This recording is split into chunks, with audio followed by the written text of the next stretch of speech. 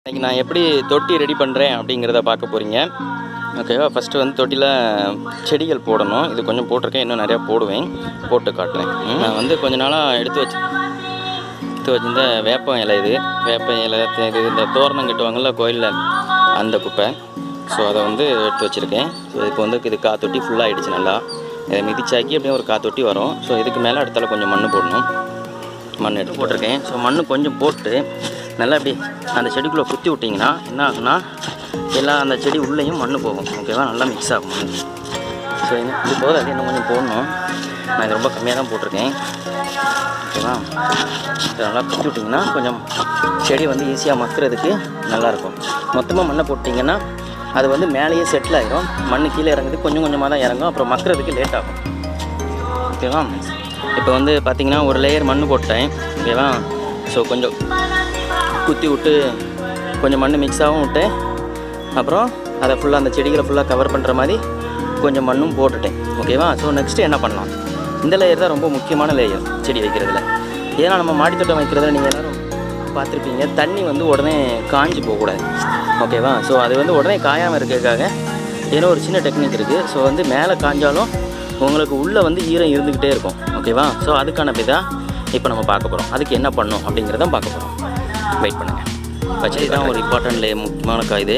But இந்த layer தான் வந்து ரொம்ப முக்கியம். ஸோ இதை நீங்கள் வச்சிங்கன்னா என்ன ஆகணும், உங்களுக்கு ஈரப்பதம் வந்து குறையாது. ஸோ நீங்கள் இதுக்கு பதிலாக நீங்கள் வந்து காக்கோ பித்து வாங்கி வைக்கிறீங்கன்னா அது உங்கள் விருப்பம், காசு கொடுத்து வாங்கி வைக்கிறீங்கன்னா. பட் இது வந்து நமக்கு சீப்பாக கிடைக்கிறது.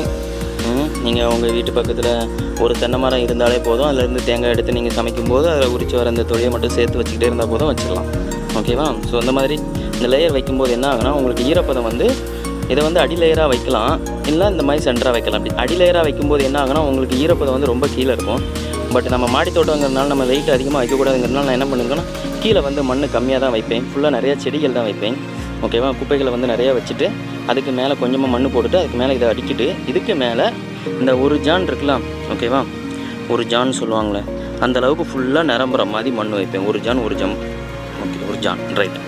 ஸோ ஃபுல்லாக மண் வைப்பேன். ஸோ அப்போ என்ன ஆகுனா உங்களுக்கு வேர் போடுறதுக்கும் மண் போடுறதுக்கு இதை இடம் இருக்கும், ப்ளஸ்ஸு நல்ல உரமும் கிடைக்கும், தண்ணியும் நிறையா இருக்கும். ஓகேவா? ஸோ இப்போ அடுத்தலாம் மண் போட்டு அதுக்கு மேலே செடி வைக்க வேண்டியதான். அவ்வளோதான். நான் இந்த இடத்துல தெரியுதா இவ்வளோ உயரத்துக்கு மண் போட்டேன். ஓகேவா? ஸோ இப்போ கை விட்டிங்கன்னா எனக்கு எதுவும் தட்டுப்படல. ஸோ செடி நடுறதுக்கு கரெக்டாக இருக்கும். இவ்வளோ உயரம். ஸோ அந்த உயரத்தை பார்த்திங்கன்னா எவ்வளோ உயரம் பார்த்திங்களா, ஒரு ஜம்பாக்கு உயரமாக இருக்குது. அதுக்கு கீழே பார்த்திங்கன்னா உங்களுக்கு இந்த இது வந்துடும், காக்கோப்பி தெரியுதா?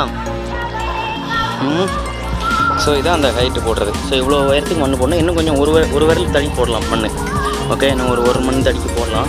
ஸோ இப்படி நீங்கள் மண் போட்ட அப்புறம் என்ன ஆகுனா ஒரு 10, 15, 20 நாள் கழிவு ஒரு மாதத்தில் என்ன ஆகுனா அது ஒரு அமுங்கும் கீழே. ஒரு 2 விரல் 3 விரல் கீழே இறங்கும் மண். ஏன்னா நம்ம அடியில் வச்சுருக்கோம்ல செடி அடி, அது வந்து கொஞ்சம் மக்க ஆரம்பிக்கும். ஸோ வந்து மண் கீழே இறங்கும். அப்படி இறங்கும் போது என்ன பண்ணோம்னா அப்போ வந்து உங்களுக்கு செடி வளர்ந்துருக்கும் கொஞ்சம். ஸோ நீங்கள் என்ன பண்ணுவீங்கன்னா நம்ம ஏதாவது நல்ல உரம் இல்லை ஏதாவது கிடச்சின்னா அதை கொஞ்சம் தூவி விட்டுட்டு நம்ம வெர்மி கம்போஸ்ட் இருக்கலாம், அந்த மாதிரி ஏதாவது கொஞ்சம் போட்டுட்டு அதுக்கு மேலே மண் போடணும். ஸோ ஏன்னா மேலாட்டில் போய் வெர்மி கம்போஸ்ட்டை போட்டு அதனால் யூஸ் கிடையாது. ஸோ அதை தூக்கிட்டு அதுக்கு மேலே மண் போடணும். அதுக்கு கொஞ்சம் இடம் வேணும். ஸோ அதுக்கும் இது யூஸ்ஃபுல்லாக இருக்கும். ஓகேவா? ஸோ நம்ம ஃப்யூச்சரில் உரம் வைக்கிறதுக்கும் யூஸ்ஃபுல்லாக இருக்கும். ஸோ தொட்டியில் கரெக்டாக மண் போட்டாச்சு. இவ்வளோ தான். ஓகேவா? ஒரு பெரிய தொட்டி ரெடி. இப்போ இதில் ஏகப்பட்ட செடி வைக்கலாம். ஸோ நீங்கள் ஒன்று இப்போ சந்தேகப்படுவீங்க, என்னடா அந்த பையன் எல்லாம் வச்சான் ஓகே, ஆனால் தண்ணி இதாகிறதுக்கு ஓட்டை வைக்கவே இல்லையா அப்படின்னு சொல்லி. அங்கே தான் ஒரு ட்விஸ்ட் இருக்குது. என்னென்னா இந்த தொட்டியை பொறுத்த வரைக்கும் அதுலேயே ஹோல் இருக்கும். சரிதா?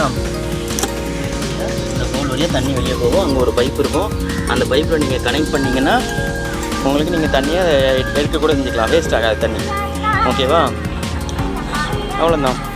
ஸோ இதுக்கு மேலே நமக்கு தேவையான செடிகளை நடலாம். ஸோ ஒரு பொதுவாக இவ்வளோ டிஸ்டன்ஸ் விடுவாங்க 2 செடிக்கு நடுவில். ஓகேவா? சின்ன செடிக்கு நடுவில். இப்போ பச்சை மிளகா நடுறோம்னா இவ்வளோ டிஸ்டன்ஸ் கொண்டு நடலாம், தப்பு இல்லை. ஓகேவா? இதில் ஒரு பச்சை மிளகா, இதில் ஒரு பச்சை மிளகா நடலாம். ஸோ அப்படின்னு பார்க்கும்போது எத்தனைன்னு பாருங்கள், 1, 2, 3, 4. ஒரு லைன்லேயே 4 நடலாம், ப்ளஸ்ஸு 3. ஸோ 3, 4, 12 செடி நடலாம் பச்சை மிளகா. அதுக்கப்புறம் அது போதாக உள்ளே வந்து நம்ம ஊடு பேராக புதினாவோ இல்லை வேறு எதுவும் வளர்த்துக்கலாம். ஓகேவா? போதுன்னு. ஸோ நம்ம ஃபஸ்ட் டைம் வந்து தண்ணி என்ன பண்ணணும்னா தண்ணி விட்டு பார்க்கணும் எங்கெல்லாம் மண் உள்ளே இறங்குதுன்னு. ஸோ மண் இறங்குறதுக்கு இடம் கொடுக்கணும். ஸோ சரி உடனே செடி வச்சிடக்கூடாது. ஓகேவா? இப்படி தண்ணி ஊற்றி செக் பண்ணிக்கணும். ஏன்னா நம்ம நிறையா உள்ள செடிகள் வச்சுருக்கனால அங்கங்கே கேப் விழுந்து அந்த மண் போய் இதாகிறதுக்கு போகும். ஓகேவா? ஸோ நல்லா தண்ணி விட்டு ஃபஸ்ட்டு ஒரு இறக்கம் இறக்கணும். ஓகேவா? ஸோ இப்போ மண்ணளவு ஓரளவு இறங்கிட்டா, ஸோ எந்த கேப் இருக்கோ அந்த கேப் இருக்க இடத்துல மறுபடியும் நம்ம மண் போட்டுக்கலாம். ஓகேவா? ஸோ மண் போட்டாச்சுன்னு சொல்லி உடனே செடி வச்சிடாதுங்க. இப்போவே கொஞ்சம் இறங்கிருக்கு பாருங்கள், எவ்வளோ உயரம் இருந்துச்சு. முன்னாடி 1 விரல் 2 விரல் போல தான் இருந்துச்சு. இப்போ பார்த்திங்கன்னா நல்லா இறங்கிட்டா. ஸோ இப்போ ஓரளவு கேப்ஸ் ஃபில்லாக இருக்கும். இதுக்கு மேலே என்ன பண்ணணும்னா நம்ம தேவையான மண் போட்டுட்டு அதுக்கப்புறம் செடி வைக்கணும். ஓகேவா? பிறகு அந்த இடத்துல தேவையான மண் நம்ம போட்டாச்சு. ஓகேவா? ஸோ அந்த மாதிரி ஃபில் பண்ணிக்கணும். இன்னும் கொஞ்சம் ஒரு லேயர் மண் போடணும்னா போட்டுக்கலாம், தப்பு இல்லை. ஓகேவா? கொஞ்சம் ஹைட் இருக்கட்டும்னு சொல்லிட்டு இன்னும் ஒரு விரல் இந்த தடிமண் இருக்குல்ல, இந்த தடிமண்ணுக்கு மண் போடலாம். போட்டுட்டு அதுக்கப்புறம் நீங்கள் உங்கள் செடிகளை வைக்கலாம். தென் இப்போ மண் போட்டு தண்ணி ஊற்றணும். இன்றைக்கி 2 நாள் ஆச்சு. அதுக்கப்புறம் பார்த்தீங்களா டிஃப்ரென்ஸ் தெரியுதா? இங்கே இருந்த மண் இவ்வளோ தூரத்துக்கு இறங்கியிருக்கு. ஏன்னா நம்ம கீழே அவ்வளோ செடி வச்சுருக்கோம். அந்த செடியெல்லாம் நல்லா அமுங்கிட்டு. ஸோ இப்போ என்ன பண்ணணும்னா ஒரு லேயர் மண் போட்டுட்டு இந்த மண்ணை லைட்டாக கிளறி விடணும். இங்கே பார்த்தீங்களா மண்புழு பார்த்தீங்களா?